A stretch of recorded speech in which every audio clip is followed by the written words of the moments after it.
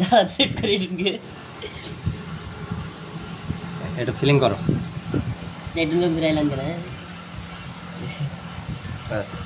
বাস কেটে গেছে হ্যাঁ এটাকে আগে ফিলিং করো ওটা আগে সরা দেখো যেটাই হবে সেটাই আনবে অন্যটাই ধরবে না হ্যাঁ এইটাতে এটা না পাশেটা দিবি এটা বড় হয়েছে এটাই হবে টাইট আছে থাকবে তারপর এটা হ্যাঁ এটাতে একটু বেশি ছোট হয়ে যাবে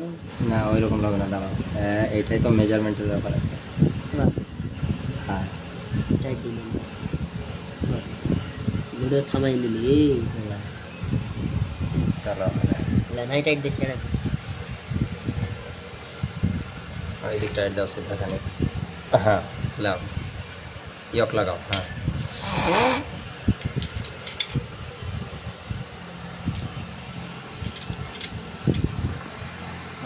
लगन लगन